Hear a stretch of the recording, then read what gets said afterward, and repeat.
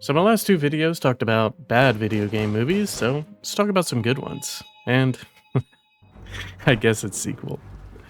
These two movies gonna be more different. They sit at opposite sides of the spectrum. One being a decent story with amazing visuals and atmosphere, and the other being a haunted house mess of a movie that's main message is jump scare equals scary. The first Silent Hill movie came out all the way back in 2006. That's almost 20 years ago. You feel old yet, Grandpa? I love Silent Hill. Never played them because horror games give me too much anxiety. My heart races just playing Dead by Daylight. I hate it. This movie got a lot of flack when it first came out for not being basically a one-to-one adaptation, but as the dust has settled, people definitely look back on this movie fondly. And I think with every terrible video game movie that passes, it shows that this movie definitely stands above the rest. Something that definitely can't be said about the second movie, but we'll get there. So the movie starts out with Rose's adopted child, Sharon, almost sleepwalking off a cliff. She's having a nightmare and screams,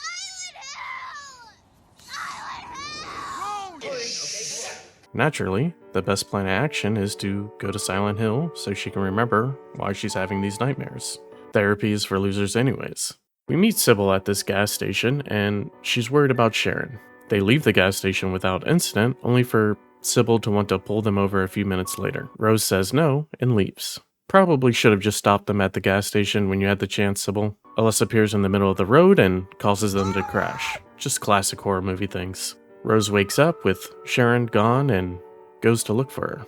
The atmosphere is perfect. Abandoned town, ash falling from the sky, and the fog. I love that the fog is just part of the Silent Hill series, even though it was mainly used because of PlayStation 1 hardware limitations. You see, without the fog, monsters would have just popped up out of thin air and ruined the immersion. Rose stumbles down the staircase and, oh boy, new fear unlocked. Nightmare, nightmare, night! The darkness creeps in and we get a lot of camera shots that mimic how the camera was in the game. That's nice. Honestly, this whole scene here is that one-to-one kind of adaptation people are looking for. These weird babies show up and chase Rose around the chain-linked maze. She faints from the whole experience and wakes up back in the fog world. We meet back up with Sybil. They're best friends now. Also, no escape. We meet another monster, and all these monsters are practical effects. So, there's a guy in here. They even made the suit able to actually spit out the black goo. There's just tons of dedication that went into the monster design for this movie, and you can watch the full behind the scenes on YouTube. It's phenomenal. Sybil takes it down while Rose runs away and finds her way to a school. We get some flashbacks of Sharon or Alessa, whatever you want to call her.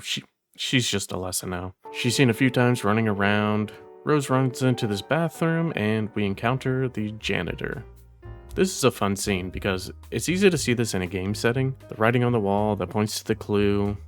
Alessa is obviously trying to guide Rose to find out the mystery of the town. It's nice. Cult people show up and try to get Rose as she locks herself in the bathroom. Sorry, I just love movie trivia and goofs. This same scene can be seen in the behind the scenes footage, and they show how the shot was made. You can actually see the wall sliding into place for a brief second. I like that. It's a goof, but it's fun. Siren comes and the janitor starts crawling out. Bugs eat this guy, and then whoa! Who's that guy? Is he supposed to be in there? Rose does a lot of laying around and chilling in this movie. Sybil saves her from the bugs and this arm. This is supposed to be the only thing close to a jump scare in this movie. I mean, it's like pretty obvious it's coming, and they don't play some artificial sound effect just to shock you. Maybe it's not, maybe it is, but don't worry. If you love jump scares, the sequel has got you covered. Also, I hate these little bugs. Why did they give them a little face? They run into Anna, who's giving us the lay of the land, some answers to what's going on. We get more background of the whole cult thing thanks to the clue Rose got earlier. Alessa shows up and sends a brain blast to Rose. Birds freak out and they head to a church. This church seems to be some kind of protective barrier from the darkness. And Dahlia's just hanging out front. Like those people who just hang out in front of 7-Elevens. She definitely looks the part. Pizza aside, let's talk Scientology. Anna's top This is Anna, by the way. Anna's top priority in this scenario is throwing rocks at her. So much that she tries to get one more rock in, even as the darkness has already taken over. It's like, why would you do that, man? Pyramid Head grabs her, and we get that infamous scene of her skin being ripped off. Oh my god. What? Now, this is where, for most people, the movie goes off rails a bit. We get introduced to the whole cult, its leader, and how they function in this nightmare. It sucks, man. We're just gonna move past it. Rose makes a plan to go to the hospital, where Alessa is, to confront her. But just right before that, the cult finds out that Sharon has the likeness of Alessa, accusing Sybil and Rose of being witches. Sybil makes the noble sacrifice and gets Rose into the elevator before she's captured. Rose delves into the demon's den that is the hospital, and my complaint for this movie is that this part should have been longer, more fleshed out. Instead, it's pretty rushed through. We get the nurse's scene, Rose barely makes it through, and then finally just meets up with Alessa. That's when we get the full exposition dump of everything that's happened in the past and how Silent Hill came to be. They burned Alessa in hopes to purge her sin, but did an oopsie, and now the town's cursed. Now, the whole show don't tell thing applies to most of this, but I really like the grainy film part and showing of Alessa's burning. It's pretty brutal, and it's pretty heartbreaking. And if you were still iffy on whether the cult was as bad as they say, it's pretty clear now. The cult leader ends up finding Sharon. Apparently she has just been running around and hiding this entire time. That's weird. They burn Sybil alive, also really brutal. Then they get ready for the second burning of Alessa, but Rose shows up. Stop it. She riles everyone up and starts talking that real shit. The leader gets big mad and stabs her. But joke's on her. That's what Alessa's dark side wanted all along. The darkness finally gets its way in.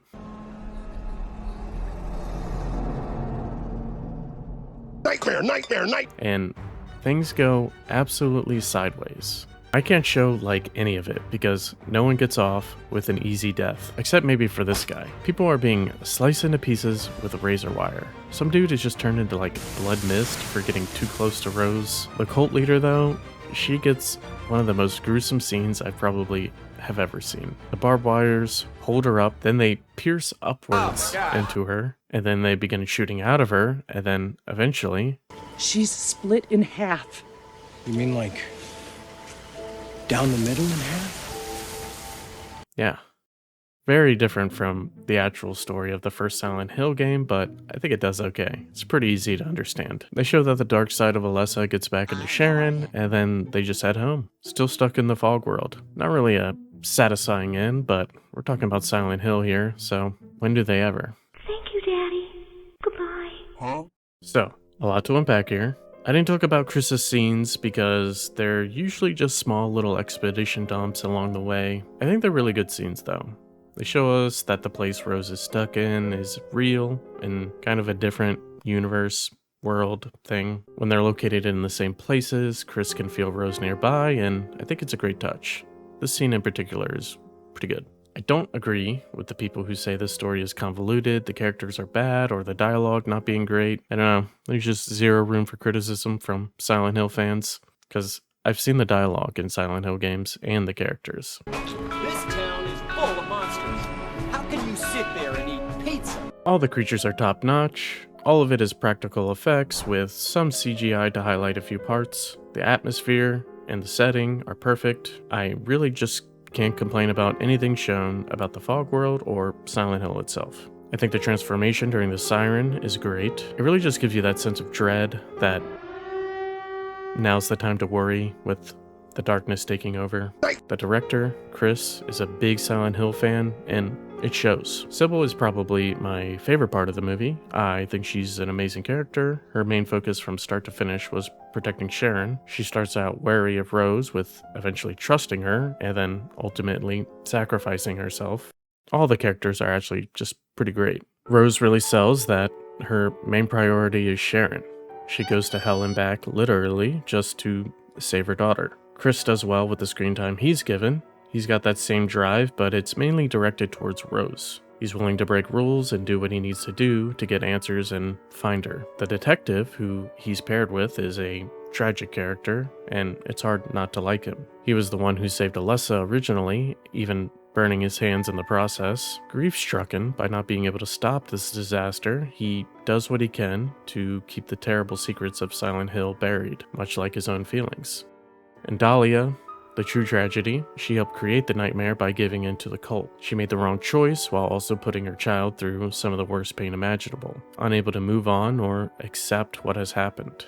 Like the town of Silent Hill, she's frozen in time. She's forced to live out her days, punishing herself. Even at the end, when Alessa gets her revenge, she spares Dahlia, and Dahlia asks why. Rose explains that because you're her mother. Those who died were punished for their acts.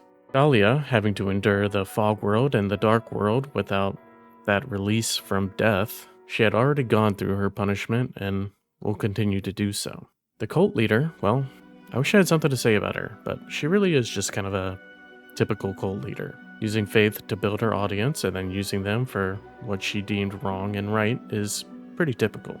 The director also chose a female lead over the typical male lead that the first Silent Hill game had, which I understand sounds stupid, because why does he think people can't connect to a father and daughter relationship and having a close bond? But it was also 2006. I think things were still a little different back then. This decision of mother and daughter relationship also helps mirror and contrast the relation Dahlia and Alessa had to what Rose and Sharon have. I also understand the story and monster changes rub people the wrong way. With having nurses and Pyramid Head that are specifically related to James in Silent Hill 2 showing up as regular monsters in this movie, I think it's clear that Chris was looking to appeal to the larger audience with just having monsters be monsters. Silent Hill is just hell in these movies. If you've played the games, you understand that the monsters are a reflection of whoever's we're in at that point in time. It's a cool concept, and I do wish it was brought to the movie, but maybe it was too hard of an idea for people to understand at the time. But if people can understand and enjoy Tenet, then I think we're ready for a deeper Silent Hill movie. Fingers crossed. This segue between the movies is way too long. So let's get into the second Silent Hill movie. 2012, 6 years later. The director, different person this time, and it shows. Silent Hill Revelations. We go from one of the best video game movies to maybe the actual worst video game movie. I hate this. Some dudes dressed up as Final Fantasy characters are chasing Heather, our main protagonist of this movie. Then this movie does something in the first 2 minutes that the first movie refrained from doing for the entire runtime. Jump scare.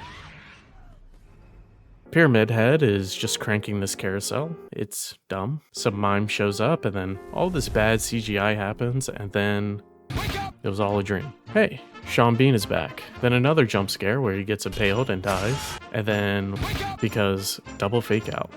But it doesn't end there because one more jump scare to a shot of Pop-Tarts. I'm really glad this movie decided to go in this direction because it lets you know in the first 4 to 5 minutes that it's just pure dog shit.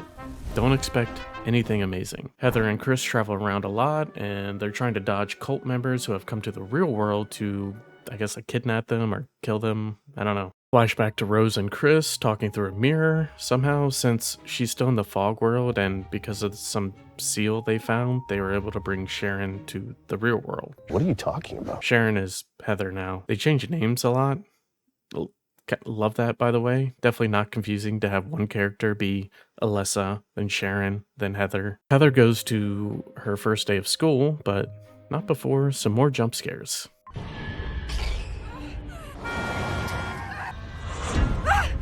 Sorry, I didn't mean to scare you. It sucks, man. Some weird detective is around, but don't worry about him. He dies real fast. Cringe dialogue as usual in a video game movie. This scene is so tough to watch. How's that? I hate this place. She just yaps on way too long and everyone's all quiet afterwards as if she really put them in their place. Now the world turns into Silent Hill randomly. No siren, no transformation. It's just like lights go out and then boom, we're here. Also, Jon Snow is in this movie. Cult members grab Sean Bean and Heather goes to the mall. No transformation again. Everything just turns creepy just to be creepy. Like this guy is just eating a burger. Everything happening is like nothing like Silent Hill. No atmosphere, no vibes, nothing. It's just random gore. That detective from earlier shows up, and like I said, he's done so. This movie is giving me like a migraine, and we're only 20 minutes in. So a lot of bullshit happens, and she escapes the mall, and then Jon Snow is just waiting outside. They're best friends now. She just gets back home, Dad's been kidnapped, and she has to go to Silent Hill to save him.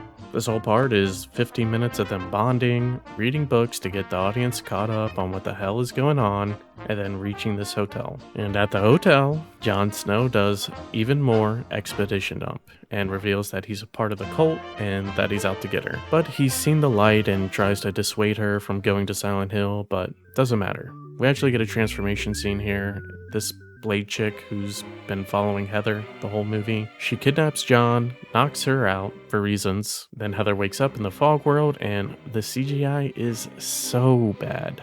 Like, it looks like they just shot this scene and then slapped a moving cloud filter on top of it.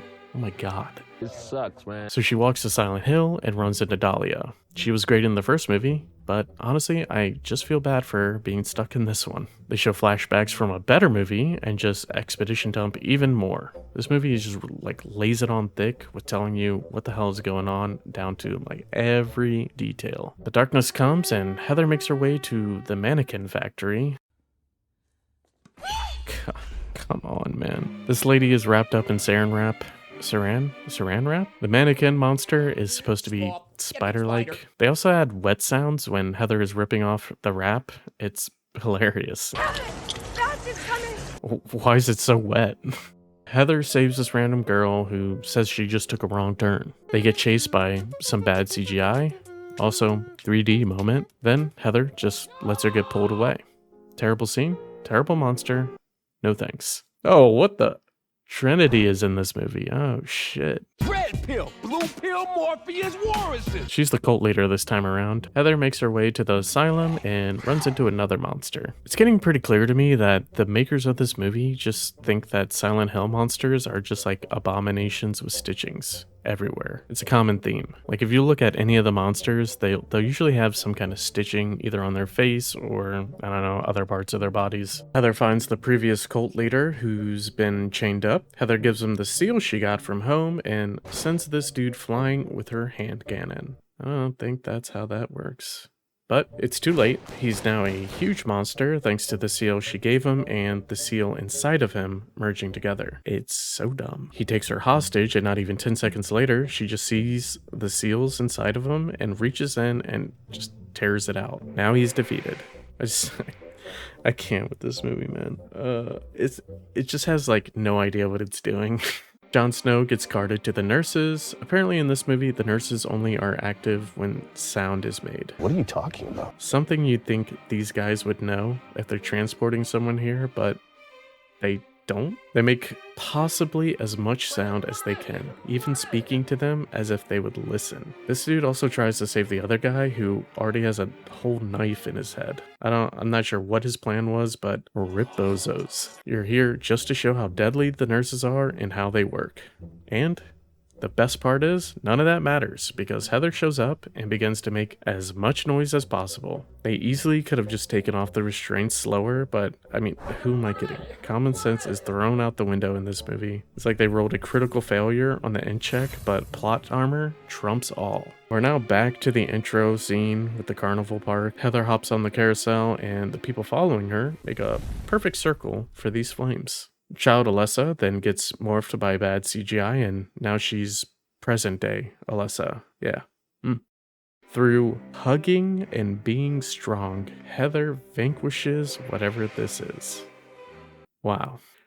She meets up with Trinity and tricks her into revealing that she was the weird demon that's been chasing her around the entire movie. Trinity's about to strike down Heather, but Pyramid Head teleports and arrives just in time. Thus ensues the weirdest battle scene I think I've ever seen, and it ends with the Pyramid guy slicing off her head. The whole time watching this scene, my mouth is just open. I'm gobsmacked by the audacity these people have just to throw in some Pokemon battle at the end. It is so bad. Sean Bean stays in the fog world to look for Rose, basically setting up the sequel, and then there's some amazing fan service as they leave Silent Hill. Also, I love the idea that Heather spends the whole movie looking for her dad, only for her to save him, and he's like, nah, I'm just gonna go. Without the Silent Hill element, this is just a straight to DVD horror movie. This baby is packed with jump scares, and it's got this weird relationship with Silent Hill. Like, the story was they wanted to use Heather as the vessel to birth a god, which is what Silent Hill 3 is about. They know the symbols and enough to add in the right references for the fan service. But then what is this?